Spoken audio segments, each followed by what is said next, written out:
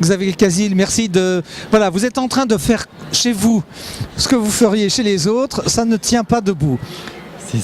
Bon, on se connaît bien avec Xavier Casil, parce que c'est quand même l'auteur et le concepteur de So Switzerland. Vous vous souvenez du coffret, il y a 3 volumes.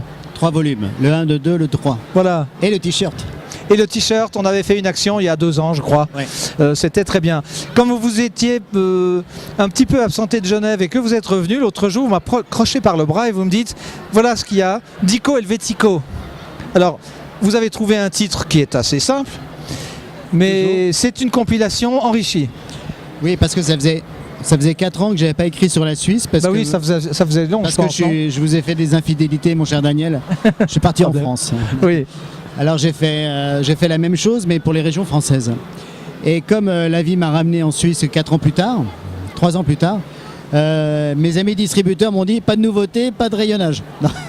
Donc j'ai refait une nouveauté et je me suis dit mais pourquoi en 4 ans la Suisse a évolué, des nouveaux sujets sont apparus pour moi. Et puis j'ai voulu mettre en avant des choses dont je n'avais pas encore parlé, toujours au niveau des personnages, des lieux, des symboles et des marques.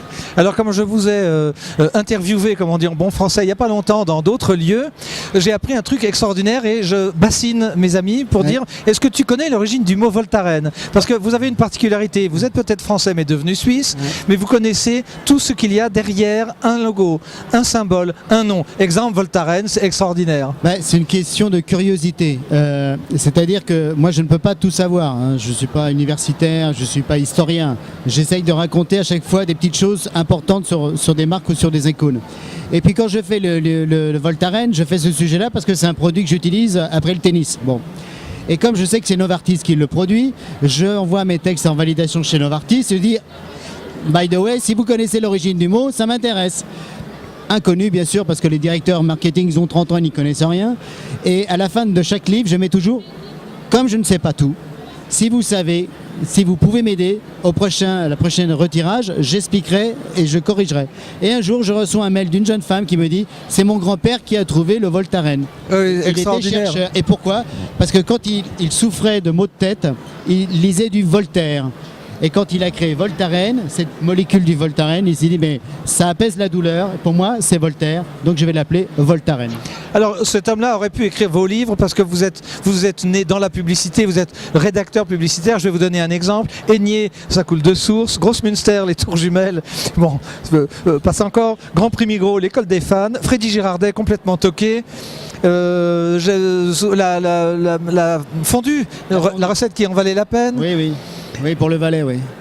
Alors, oui. Il y a aussi manger avec vos doigts aussi pour un sujet de vos doigts. Oui, mais tout ça marche très bien. Ouais. Qu'est-ce que vous avez découvert du caractère suisse en vous approchant à hauteur de logo de toutes ces entreprises? D'abord, vous démontrez votre intérêt aux autochtones, mais vous avez découvert quoi de ce caractère? Est-ce que, comme le disait Georges Pop sur ce plateau, les Français ne sont pas suisses et l'inverse?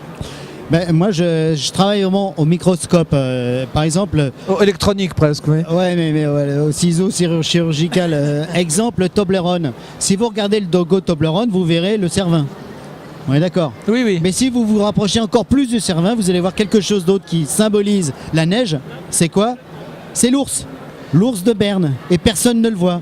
Et je vous conseille de regarder de près ce soir le logo Toblerone et vous verrez un ours dans le Cervin. Ça, c'est les choses qui m'intéressent. Une autre histoire que j'aime beaucoup, qui lie Paris à la Suisse, c'est si vous allez à l'opéra et vous allez boire un cocktail à l'hôtel Scribe.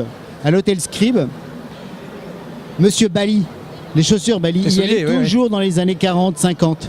Et il se disait, quand je m'assois dans un Chesterfield de l'hôtel Scribe, j'aimerais que mes futures chaussures soient aussi confortables que celles de l'hôtel Scribe. Résultat, son premier modèle s'appelle le modèle Scribe et la belle histoire se finit puisqu'à 50 mètres maintenant, il y a un magasin Bali.